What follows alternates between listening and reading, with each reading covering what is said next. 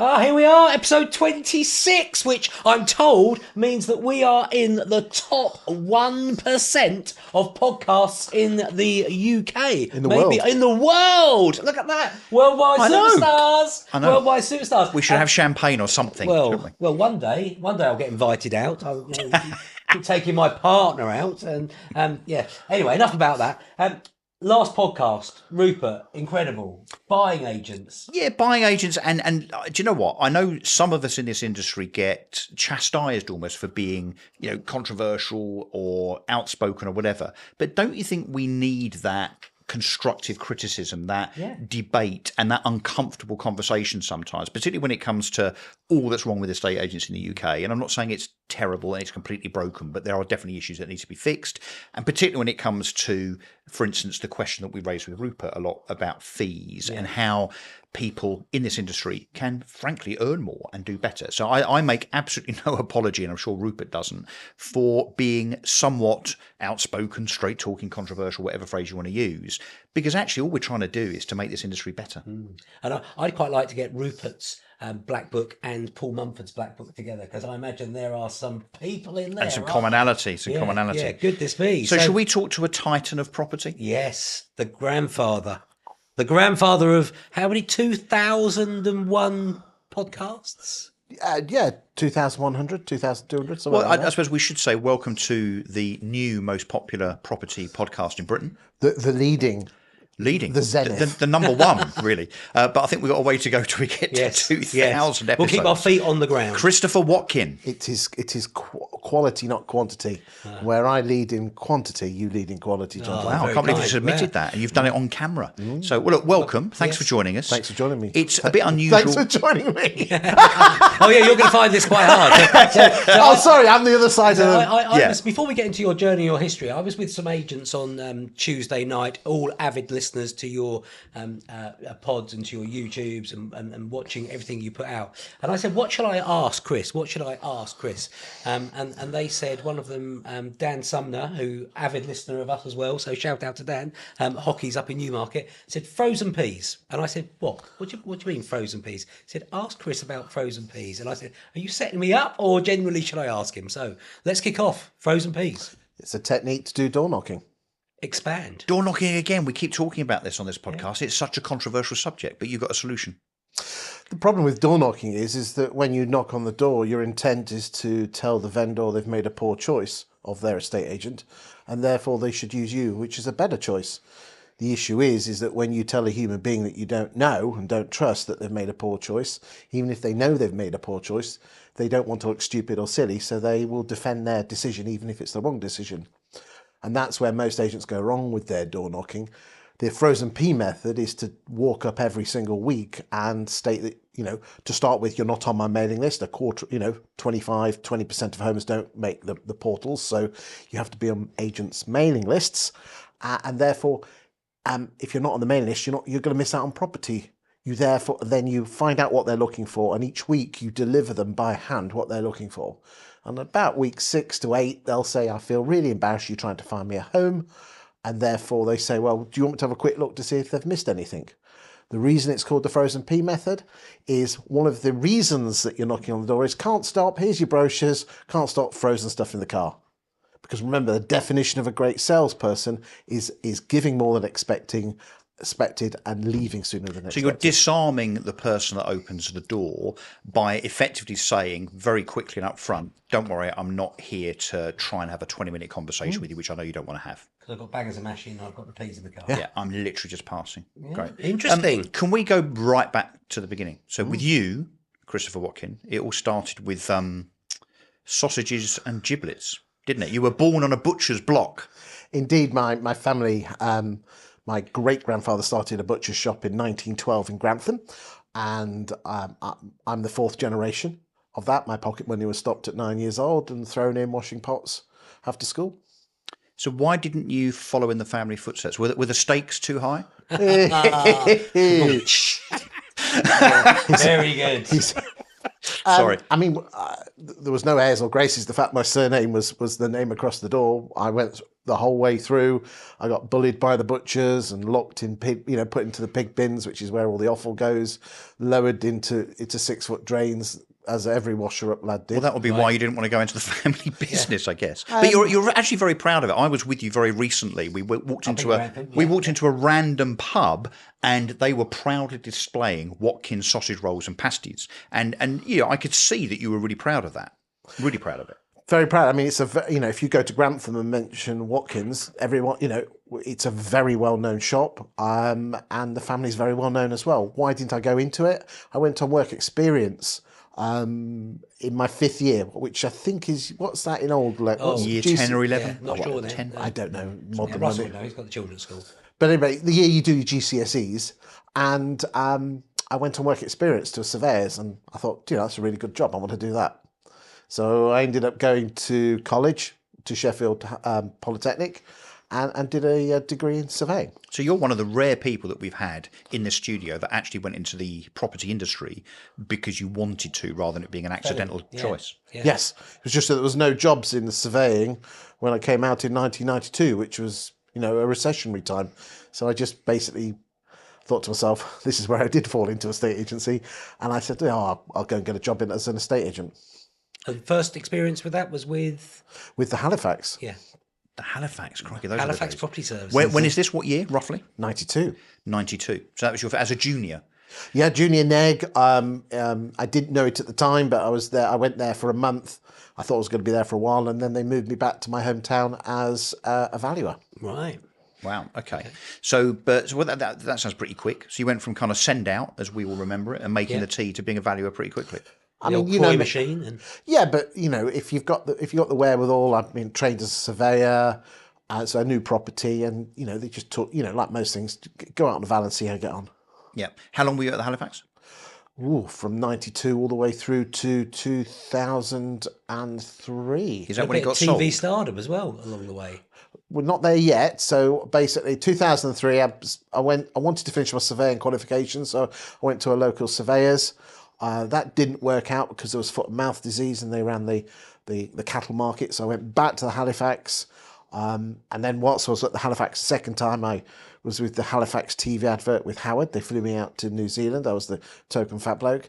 Hang on, Was it an eating part? What was this? Some kind of DEI thing even back then? What are you serious? You think you just ticked a box? No. I had to go. Have you heard of Pineapple Studios? Yes. I had to go and audition. What, to dance? Yeah. Have you got any video or any stills We've got to of find this? this. No, that was filmed, but it never made the public. And Or you bought the negatives? I'm sure Chris, the cameraman here, will be finding that on YouTube in a moment. That'll be it. So, they flew me out to New Zealand in around 2008, 2009 with a few of us, and I was on the Halifax TV advert, the We Are Saving advert. Okay. And it was down to the We Are Sailing, but saving with Howard. The Halifax then sold out to LSL. So this was the Simon Embley deal, was Yes. it? Yes. Where they sold Bought for a pound. pound. Yeah. But one bought for a pound. But basically, they gave them 20-30 million pounds that if they made staff redundant, they would have to pay them out. I got made redundant. Now this was awful. I was running Nottingham City Centre branch, massive branch. Yeah. They told me there was about 12 of us in the office. They told me to make 7 people redundant. So I went through all the stress of making people redundant, and then my boss came in at lunchtime and made me redundant. So they used you to get rid of the bulk of the people and then got rid of you Yeah. straight away after. Yeah. That seems a bit callous. But that's just life, isn't Any it? message for Simon Embley right now? Do you want to look down the camera? It wasn't Simon Embley, no. It was he John was the Cook. boss. John Cook. Well, John Cook didn't come in, but it was John Cook's decision. John Cook and I get on like a house on fire. He actually, sometimes the best presents come worse wrapped. Badly wrapped, and it yes, wasn't good at the time. It was the second time I was made kind of redundant. Well, the other time I was forced out, but it was redundancy.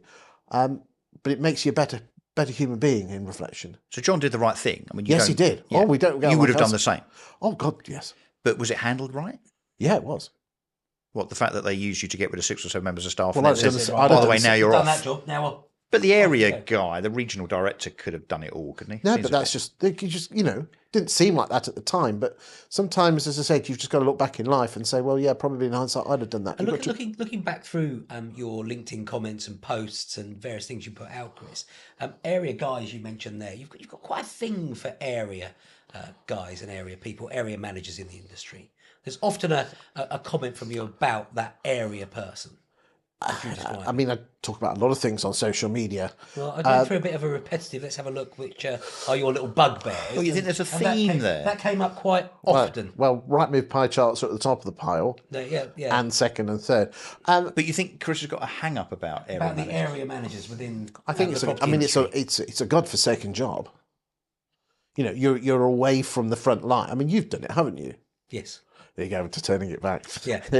But You've done it. I'm just going to give you one-word answers. You're giving expansion for us, Chris, today. It is a godforsaken job because you're away from the front line.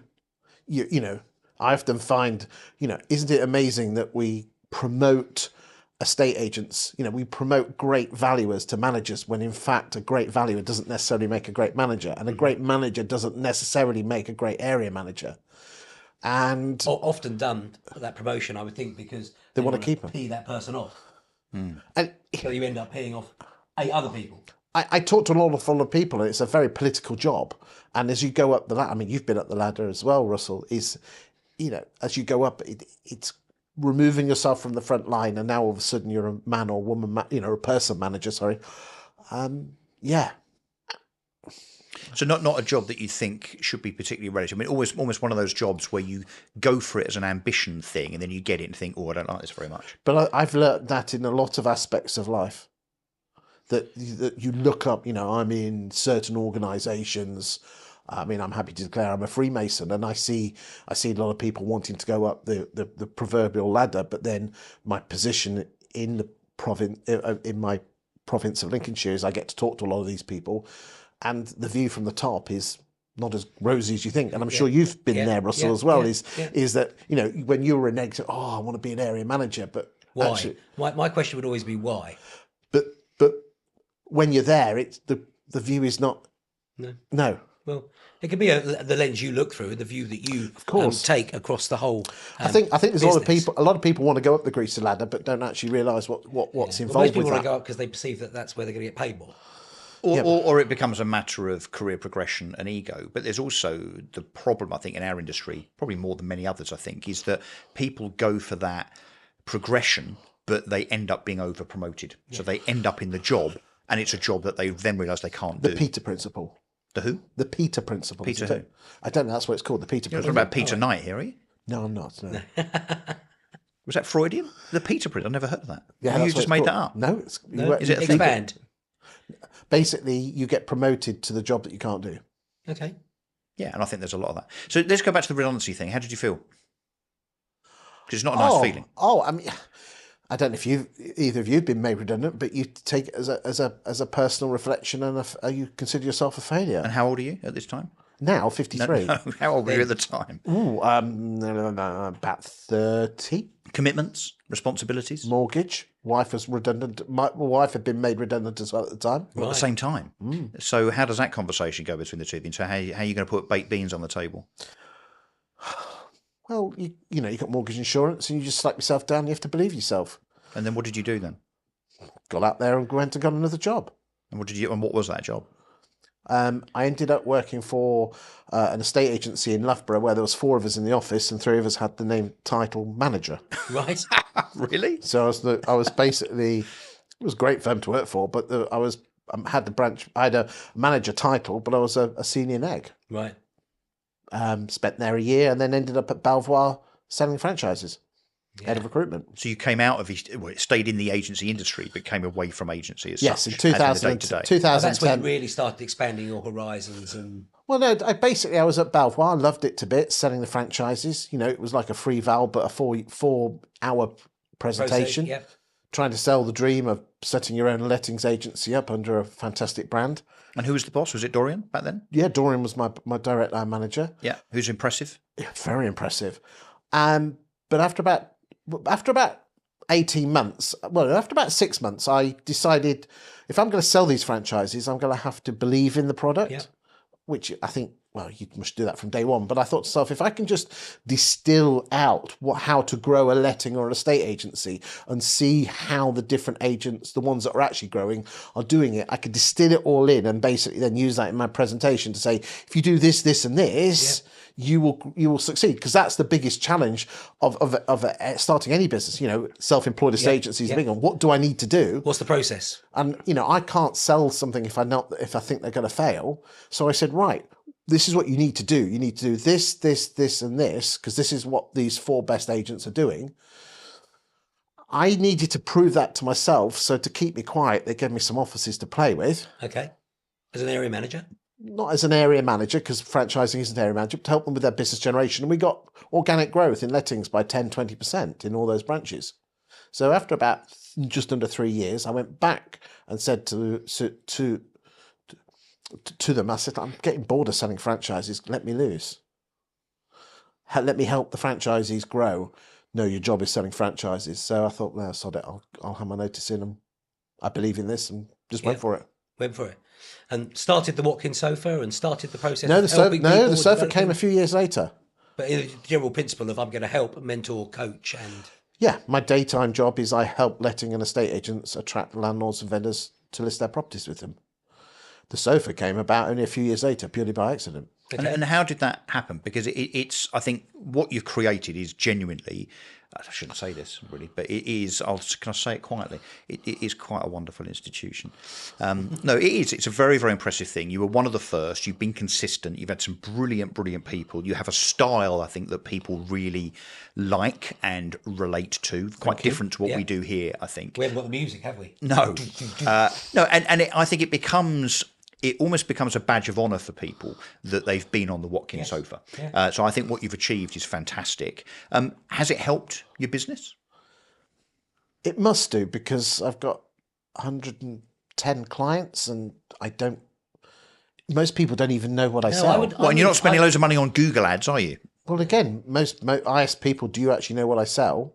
Most people don't know what I sell. They just think I talk to people on a sofa. I think that's definitely the 5 agents I was with on Tuesday were not quoting Chris Watkins, the help, coach, support. We're all talking about the Watkin sofa. Yeah.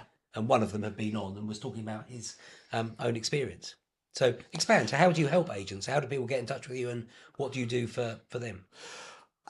I've always believed that homeowners and landlords are obsessed about the value of their own home, aren't they? Yeah. Mm-hmm. And this is backed up. Peter Knight does a survey every year, 10,000 homeowners, and 36% of those said they chose their agent based on the agent's local property market knowledge. Mm-hmm. You look at most estate agents' social media, and all they fill their social media with is listings. Yeah. That's not proving you know the local market. Or their market share. Oh, don't get me on that one. Yes. We'll come back to that in a minute. So therefore, I'm going to hazard a guess that if you talk about the local property market to local people, that will be interesting. And then as a human being, if you talk about stuff that is of interest to your potential client, they become interested in you. And when someone becomes interested in you, they get to know you. When someone gets to know you, they get to like you. And when they get to like you, eventually they trust you. And people only do business with people they trust. Mm-hmm. And it's that classic, talk about what they're interested in, they become interested in you, they get to know you, like you, then trust you. And that's when we first got to get to meet each other, was around newsletters, giving information to local markets. Yeah, I mean, Savills have been doing it for 30 years. Knight Frank have been doing it for 20 years. Yeah. They just happen to focus on the posh end because that's where the cash is. Mm-hmm. And that's what I'm suggesting agents do, is talk about your local property market, join local Facebook groups, because the only people that join local Facebook groups are people that live locally. 100% of homeowners live locally, and post in local groups. Don't share in groups, post in groups about what's happening to house prices. Not what you've sold, not what you've listed. Not your right move pie chart. Don't even go there. Well, but this that's it. That's what I do. That's what I sell. But that's how I earn my money. But the perception is amongst agents, and we talked about it when I came up to see you recently, which I'm sure will all be revealed in due course when it comes to my turn on the sofa, that agents do think that selling, advertising, marketing is all about displaying how great they are, and that does bring because us. they're egotistical. Well, they just don't know any different. The Whereas the fact that you can give to get, if you know what I mean. So give information, give guidance, give local market knowledge, and then that comes back to you later is not understood. Because of the type of person who not all, tends to be an estate agent. Like who? What do you mean? The vast majority. Okay, let me ask. Okay, here we go. So I'm going to ask two questions, right? Would you say most estate agents are reserved or outward going? Outward going. Yep, might agree. Okay. Next question. Would you say that most estate agents, if they had a problem to solve, which is get properties on the market or any problem, would they use their personality and people skills to get something sorted, or would they use process and structure to get it sorted? Ooh, I don't believe they'd use process and structure. So it's got to be the other one. The other one, yeah. So therefore, Or they just wouldn't solve it. Well, there's a third. So they've got a problem to solve, and it's either emotional or logical. Mm-hmm. So they're outward going emotional people, which again, I'm a huge believer in looking at science and sales psychology and human psychology. And I'm a big fan of the DISC profile system. Yes. There are other profile systems. They're all the bloody same. This is personality profile. Personal character. brand. Yep. If you understand how ID, human makes etc., decisions, yeah. you know how to persuade them to do things. And most estate agents are outward going, personality, people driven, Reds and yellows. which is the eyes, or reds and yellows, depending on the model. They use their personality to get things done. That's all valuers, isn't it? Yet their biggest weakness is the fear of rejection. Mm-hmm. You know, you put 10 houses on the market and then you lose number 11, and it's like a dagger through your heart, and it's awful. And it is the estate agent's fear of rejection and losing things that they will go above and beyond not to lose that listing. That's why they'll pull their pants down on their fees. You know, I find it disgusting that 47% of homes that come onto the market, the homeowner doesn't move and the estate agent loses out by not getting paid. So literally almost half of all listings are a waste of time. Yes. So, but why? Because the owner isn't serious, or because the agent hasn't done their job There's properly? an element of the owner being greedy, but it's the job of the estate agent To manage their expectations. Yes. Yeah. Not And just to get it on. But then people are going to say, well, you need it on the market to get it sold. Yeah, you do. But are you? I mean, I don't.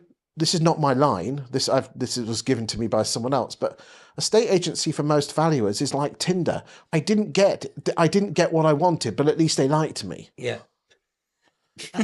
which is worth what? Nothing. But to a personality type that's in that profile, it means It ticks everything. their box. It's They liked me. yeah. But likes don't equal getting paid. So you would imagine then, if it's really about a bit of discipline, bit of process, understanding strengths and weaknesses, doing more of the things that are good, you would imagine that corporate estate agents, by definition, because they're corporates, will be good at understanding and analysing that stuff, but they don't seem to be, do they? Probably the bosses get it. It doesn't filter. Doesn't filter down because the bosses are going to be they're going to be outward going, more process driven.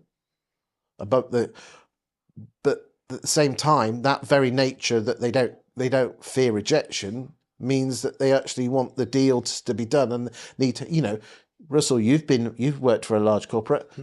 Don't matter what you say, you still got to hit the numbers. Yeah, you've got to hit the process. It's all about the bottom line. Yeah. So you would hope they are better, but at the same time, they're, by the very nature that they're there, means you still got to hit the numbers. Yeah. So there's a big deficiency there. We were talking to Rupert Collingwood about similar stuff in terms of the deficiencies, if you like, in the estate agency sector and model. Absolutely massive. You know, each week I do the stats show, Yeah. and we look at the UK property market, and then we focus on a town or a city. It comes out every Friday. The title on Property Industry Eye, what's happening in the UK property market, and the last 20 minutes is also on a town where we really deep dive and spend 20 minutes really focusing. And the corporate estate agents, quite frankly, are shit at their stats. You know, I'm just doing one at the moment on a southeast town. The independents are getting 65% of the properties that they are listing. They're getting an exchange on. Right. Okay. Not even a sold, an exchange. Yeah. Okay. The corporates, if you get a 4 in front of it, that's a great office. That's disgusting. So in terms of their market share, and I know that we'll come on to pie charts, but their market share in terms of what they're actually valuing to list to sell, Yes. they're punching below their weight versus independents. Very. Now, there are exceptions to the rule with corporates. Based on a good manager, perhaps, in those particular Yes, terms. But then they go off and do their own thing Yes. without any They take their own doubt. and they take it to Yeah, that because they 60, realise they're 70, better than the 80. business Yeah, and they it's work for. very important that there are exceptions to the rule, even with the biggest corporate estate agents. There are, but that is the exception. The corporates Do you think it have doesn't lower- help when a succession of UK corporate estate agencies decide to have people at the helm, like with Countrywide, like we've seen with Purple Bricks? In fact, as we're recording this, you and I talked about this the other day, the new interim CEO of Purple Bricks is from, I think, the automotive industry. Do you think it doesn't help when the very top of the business doesn't understand the sector and the industry? I know we spoke about this, and the video will probably be coming out soon. Is that you believe it makes a difference? I would say, just like a good footballer manager doesn't necessarily have to. Yeah. I just think we've had a bad run. But you don't have any football managers that come from the bakery industry. They're all ex-footballers. Possibly, yeah. Okay, I've got you there. Not always the most successful. But I mean, there are exceptions to the rule. I mean, look at Verona from Yopa. You're going to turn around and say, well, she was a mortgage ranger. She was in mortgages. She was in the wider sector. But let's be honest, Verona's a bit of an anomaly, in a very good way, by the way. Yes. She's quite a phenomenon. It all comes She's down an to exception. it all comes down to the person. There's, we can all rattle we can rattle off 5 or 6 names who've basically messed up taking over Countrywide or whatever, or PB or anything else. I just think they've had a bad run. Can we talk a bit more about the sofa? That's where I was going. I was going on the sofa. Yes. So you can't have a favourite, but give us a flavour, or you can have a favourite. Best guest, I'm not going to answer that question. worst guest, Not going to answer that question. guest you'd most like on that's refused to come. Not going to answer that question publicly. I can answer that question for us. Well, several. Well, that's the no, for me at the moment it's Helen from Connell's Countrywide that indicated she might come on and hasn't. They won't. They won't put their head above the parapet. Well, we've talked about this as well, haven't we? Okay. This is almost part of a series now, because these are the very things that you and I said, hey, what should we talk about? And we did talk about the fact that corporate CEOs don't put their heads above the parapet. So, and I There's think a few out there that we can reach out it's to. a great So, yeah. shame, not just for them and advancing, their profile and that of their business, but for their staff to see that they actually, it's a bit like, you imagine back in World War One, which Russ probably remembers, when the captain would get out the trench first and run towards the other side, all of the people behind would go, "Ooh, okay, right, fine, we've got his back." I mean, there are exceptions to the rule. I've been very impressed with what Guy Gittins has done at 100%. at Foxtons. He's the exception. Who is scheduled, I believe. I think he's in the hopper. I'm not sure we've got a date yet, but we're getting close. You'll probably get him before I do, but Oh, the race is on. I'll let you win that one. But let's be honest, he's got further to come to me. So That's it. You know what these London people are like. They don't, anything before the 25. Yeah. So let's ask the question a different way. What is your least and most favourite type of guest? No names. What do you really like? What do you really dislike? Well, okay. I'm going to answer that in a slightly different way. What is my motivation behind doing the chats? That's not quite answering the question. No, it isn't. But it's the one I feel comfortable You answering. could do your advert at the end. No, it's not an advert. But do you want someone like me that rambles and you can't get a word in edgeways, or do you prefer someone you can control a little bit more? Do you prefer someone that's monosyllabic?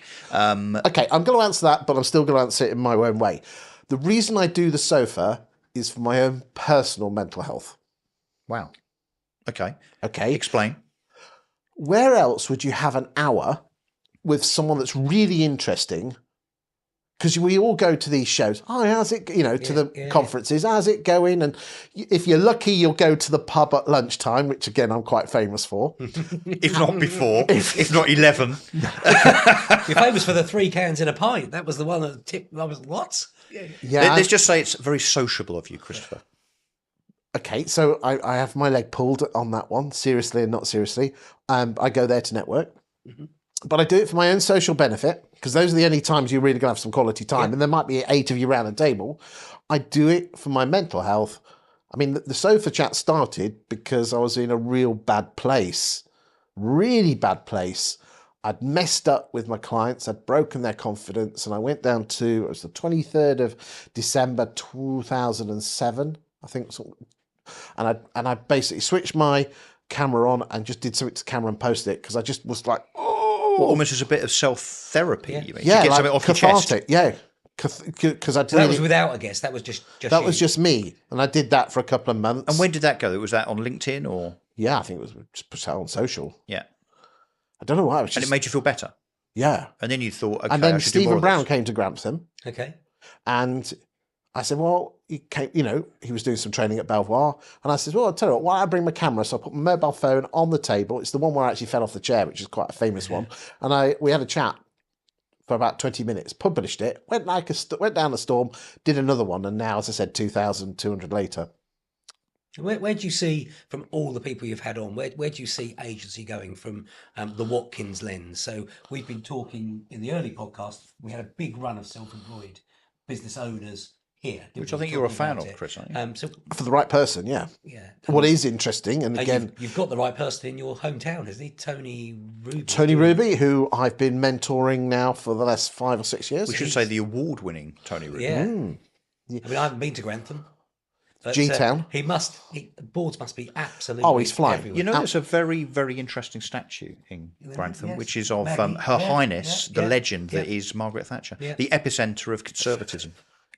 What is particularly interesting with self-employed is that the agents who are actually earning decent money have a really low propensity of actually trying to sell the model.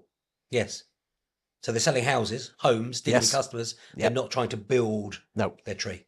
No. They're effectively being an estate agent Yes. without an office. I mean, there was a guy I noticed who basically joined on the Monday, and by Wednesday he was telling people to give him a call if you wanted to change your life.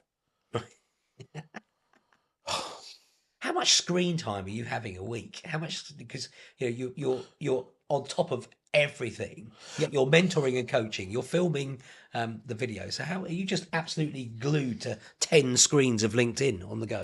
No, it's all about working smart. So when someone comes onto the Watkin sofa, you film this in a lump, don't you? Mm-hmm. When someone comes to the Watkin sofa, I will do 6 or 7 videos of around 5 to 10 minutes each. That we film them. I pay someone to edit them. I have a VA in South Africa who then puts them onto those squares with the names in, and then I just wake up on a Monday morning. I wake up on a every morning. I go, well, I haven't heard from him or her for a week. Load it up. Okay. And then the other stuff I do, I'll probably have once every couple of weeks. I'll just have a rant session to myself and come up with probably 30 posts, Right. and then just schedule them in. And off they go. Yeah. All right, so not talking about favourites, because that is, I suppose, a bit unfair of us, isn't it, to say they were the favourite and they were the least favourite. Who do you admire in the industry? So I think that's a different question. All right. Yeah, that's a great question. Well, obviously, apart from you guys. Well, obviously, as the top of the list, yeah. Okay, so I'm going to miss some names off here. Right. Okay. To start off with, someone we've already mentioned, Verona. Yep. Just amazing. Yep. Okay. Knocking it out the park. Yeah. Oh, and someone who's always very close to her, Kirsty Franks. Yep. Um, And a marketeer that understands marketing and estate agency. Yes. That's unusual. Yeah, very, very clever lady. If there's like someone that's broken through in the last 12 months that's really gone to the top of the pile in my eyes, it's because she was almost like behind the scenes, and now all of a sudden she's broken through. She's on all the podcasts. Well, and to be clear, big job, right? Because she runs her own marketing agency. yeah. She also runs marketing for TPFG, which of course is about 5 times bigger than it was 2 years ago. On top of that, we've got let's stay with the ladies. We've also got the likes of Claire Yates, and the rest of the gang there. Big fan of Ellie Hall from Belvoir. Yeah. Okay. Other people. Any men? Yeah, we'll do the men. I was like to do the women first. Because I genuinely believe women make better estate agents. But, I don't disagree. Yeah. Men, Ian McKenzie, Mm-hmm. Ian White. I'm going to offend people by by missing people No, off. no, this isn't an exhaustive list. It's just who comes to mind as you think, they know what they're doing. They're impressive. They justify their position at the top table of the property industry. Yeah, And that table can be as big as we want it to be, right? And just because you don't mention, Peter Knight again doesn't mean that you don't think Peter Knight is up there. Yep, we've got Peter Knight, haven't we? God's sake. Simon Whale, who comes across as a very much as a joker, but actually is a bloody clever bloke. Yep. When you take that, he's a very, very smart. He's very clever, very smart, and let's just say he takes networking to a whole different level. He does. But that is what he's doing. Yeah, everybody That's what he's doing. knows who he is. Yeah. He is Mr. Personal Brand. And look, we can look and think, my God, look, Simon Wales kind of off on one again, but it's all part of his personality. It's all part of his cuteness. Up and coming, Simon Gates, I think is an absolute star. I'm sure there's going to be names that as soon as I switch the cameras off, I'm going to go, oh my God, Simon Ledbetter, yep.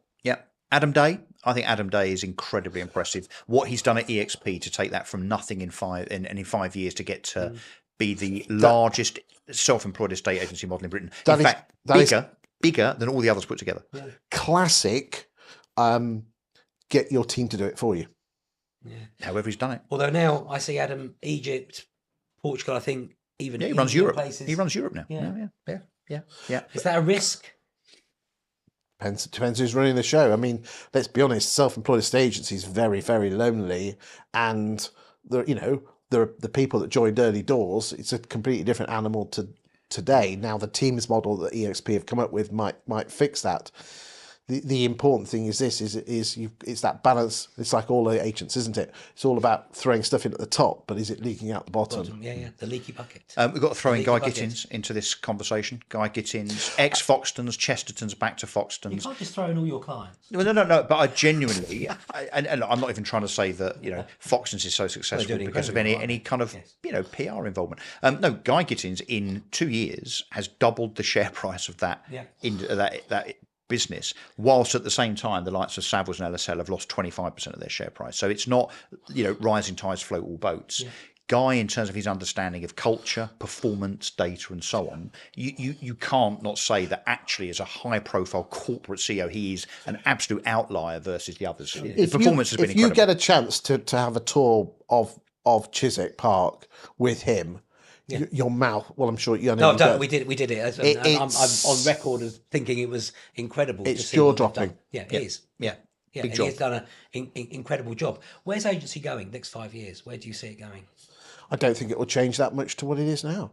Massive M&A though. I keep predicting every year big M&A, and I was right. Well, you just cut and paste it, don't you? Just drop it in. No, but I'll be right this year. But I wouldn't have said it in 2022, 2023. I might not be saying it in 2026. But I think that there's a collision of circumstances right now where you've got lots of money out there that sees the value in estate, and particularly letting agency. So that is why Dexter's, Foxtons, Lomond, and others are so prolific. But isn't it wonderful? Not wonderful. Isn't it strange that we're talking about the big agents, but actually they don't actually have, when you actually look at it, such a massive share of the market. Point of there is one big bad boy of a estate agency, and that's the Connell Sequence Group at 7 or 8%.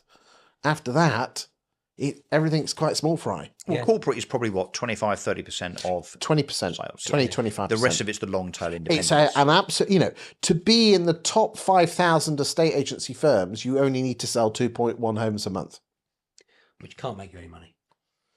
That's where Rightmove make their money. It's that huge long tail. Yeah. Between 5,000, if you're at 5,001, you're selling 2.1 homes a month, and then you've got 14,500 firms. We had quite a conversation with Rupert Collingwood, actually, in the episode before you about Rightmove. Do you think Rightmove symbolises all that's bad about modern estate agency? No. I think he's entitled to his opinion. I think Rightmove is a fantastic beast. I just think estate agents see it in the wrong light. You think they lean into it too heavily? It's their best member of staff. But it makes them lazy. Yes, fundamentally, most estate agents whack it on the portal and pray and deal with what comes in. I come from the old school of newspaper advertising, and we were No, but newspaper Ring outs, hot £300,000 boxes. No. but- All right, but- okay. but- Newspaper advertising is just like Rightmove. Lazy estate agency. Hot boxes, building chains, Spinning actually viewers being- into I was talking valuation. about Being the into cost estate of agents. newspapers versus the cost of Rightmove. Yeah, Some of the okay. papers were costing But creating deals, fortune. turning We're deal makers. nothing into a deal. We're not salespeople. We're order takers. And what has facilitated that has been the portals. And I think the portals are amazing because it's created a level playing field. Yeah. The big estate agents used to have 3 pages, 4 pages in the newspaper. A level playing field. Yeah. Okay. The problem is it's a fantastic bit of kit for homeowners buying, but as estate agents pay for it.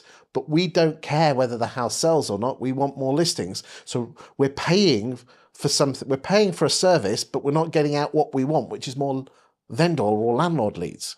Well, yeah, we should be paying for revenue based on an ROI, based on actual It's completion. filling the hopper, isn't it? You take that person coming in as a lead, you cross sell 3 or 4 other properties, and that's what the agents. The job of the agents the do. job of the portals is to put the properties in front of the punters. You then need separate marketing to attract people to you. And just because you whack out most estate agents' social media is just a poor man's Rightmove. Yeah. Facebook listing, testimonial, Get local. pie chart. Pie chart. Before we go, we've got to talk about pie charts because they are the thing that probably irritates you the most in the world, aren't they?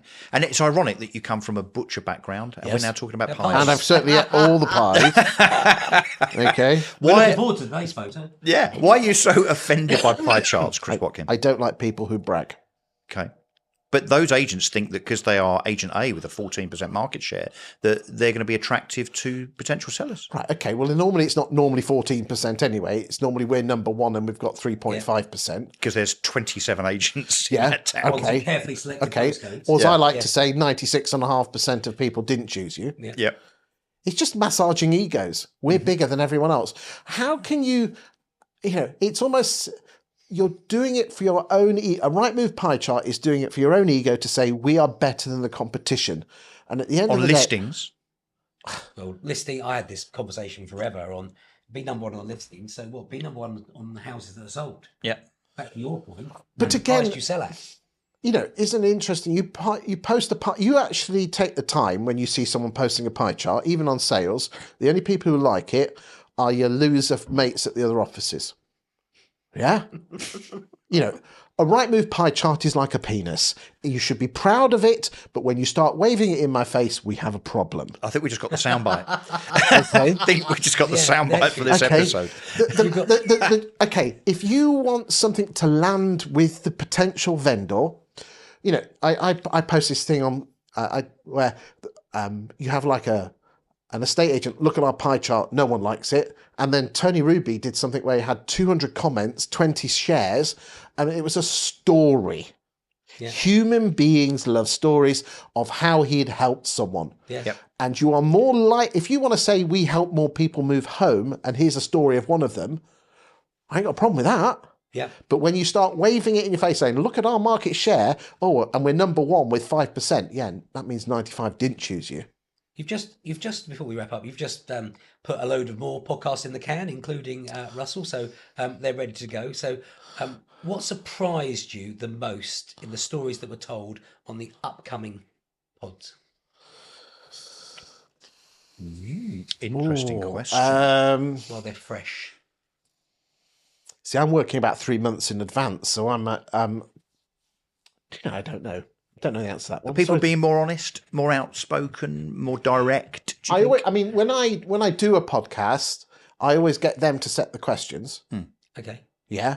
People say, what do I talk about? Although someone around this table didn't. I sent him a message saying, could you bring some subjects? He didn't. Never mind. I did it, I think, about an hour before. I sent An hour you before. some ideas. Journey. Yeah. On the journey. Thankfully, he's a pro, so it's Yeah, all right. yeah. But no, I get people to talk about what they're interested in, not what I'm interested in. I don't even want to know what the topics are until you turn up. I look at them, write And the other questions. interesting thing, and Russ and I have this debate all the time about a thing called editorial control. Yes, You give it. 100%. I don't want to give it. Russ maybe is a little bit Well, more I liberal. give 1%. Yeah. One. So here's my thing. if you're big enough and ugly enough to come on this sort of thing with a microphone and a camera, you should own what you say. And you can't kind of Not much gets- unguardedly say Okay, something and not then much say, get- "Oh, can you cut that out, No, please?" but- There's not much on the cutting room floor. There is, I probably 1 in 20 gets cut, and it's very small. So not many people ask you to cut. Not many people I've at never all. asked you to cut. And I've been on your sofa No. like 3 times. I had a very interesting chat with a certain person who set up a certain large estate agency in the royal colour with the word bricks in. And and they actually had their marketing person in the room at the same time. And I actually we only cut out one sentence. It was the very first sentence where basically I asked him what did it feel like to be a certain type of person in the industry. And Michael's a friend of mine, Michael Bruce, and I said the line, and then I turned around. I thought, "Stuff. Actually, let's film that one again because That's going to be cut out. that's going to get cut out anyway."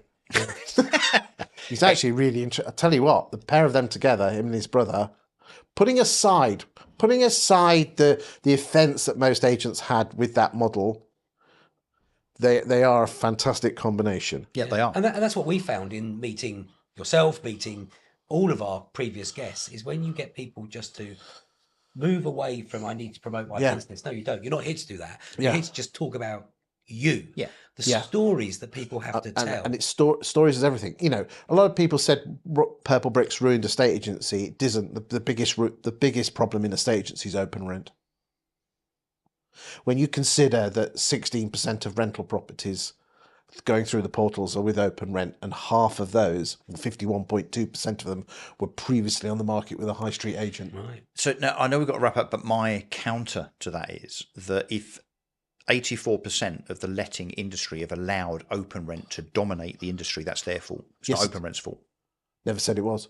I agree Interesting with you. debate, though. You agree? Oh, 100%. Yeah. Next debate. So my thing would be saying to a large letting agent that says, "Oh, I can't believe we lost 17 listings last month to open rent," is, well, what are you going to do about it? Rather than bitching about it, what are you actually going to do? Whereby you can now show to the next landlord that you speak to, the value that you bring that they don't. And that's the thing, is that all we do as letting agents is just highlight problems. Yeah. Well, We need could to talk tell all day. stories. We could talk all day. Well, we need to tell stories. Yeah. Tell stories that are relevant to the person listening, where they can picture themselves and you'll win. So, Christopher, did you enjoy being interviewed rather than being the interviewer? Well, I tried to turn it around halfway through, but you A slapped couple me of down. times. Yeah, a couple of times. You've been great. This has been fun. I'm here because you're both friends and I enjoy a chat. Well, And I think Good that's... for mental health to chat. I had to take a day out. I've had to come down from G-Town on the train, first class, obviously. I know you like to travel first class. I mean, you have your own carriage, don't you? Apparently, I just don't bother buying a ticket. That's my thing. Isn't it? oh yeah. No, I do. I did buy a ticket. I just got done anyway. But anyway, yes. Yeah, and I would recommend estate agents do these sort of chats, even if it's in like a coffee shop. Why do you love the town? What Yeah. you know, those little clip-on microphones, 20 quid off Amazon. And if anyone wants how to do those chats, if they just text me the word free stuff to my mobile number, or just email me, or on social media, I will send you how to do these videos. Turn your phone that way. Yeah. Look at that corner of the camera. Yeah, there are a few As you told people. me. There are a few people that are trying to get agents together. I mean, Ben Madden, Christian Byfield, who we've had here. In terms of their kind of mental health group, the Baldock brothers, of course, Matt and Neil, that have a monthly dinner to get everyone together. And that's not just about, hey, I wonder if we can recruit a few people for our consultancy. It's very much. I went to one of them. Very much. Look, sit down, talk, have a drink, chat, and problems. no real competitors in the room. So you could say, actually, I've got a real problem with this. And no suppliers. Yeah, exactly. So, How did you get in? You were not a supplier. You're a supplier, or were you that? Is that when you were going through that estate agency phase? Whenever I go anywhere, Chris, a red carpet magically rolls itself out. Do you know? He just happened to turn up. He just happened to turn up. Do you know the bullshit-ometer's just gone through the bloody roof, hasn't it? Chris, thank you very much for coming on. Really Thank you for appreciate it. Thank you for asking me, chaps. And we That's, didn't even say your line. I thought somehow one of us was going to squeeze in the whole "talk to me." Yes. Yeah, I was going to do that frozen peas. Frozen peas. Talk to me. Anyway, Thank you for both of you, what you do for the industry. You've got some really interesting chats. It's a different format to others. Keep up the great work, and let's see if we can get you up to 100, eh? hey, let's try. Well, that's episode 20. That's a dig. No, it's That a was dig. Well, Wasn't maybe a we can dig. do some editing now, when Russell. It wasn't. Well, thanks for watching episode 2463 of the Two Russells podcast. Well, that's it. Episode 26 in the can. It's good night from me. Good night It's from me. Oh, him. I do that bit. you're right. There we go. I'm too excited. I'm too excited. See you later.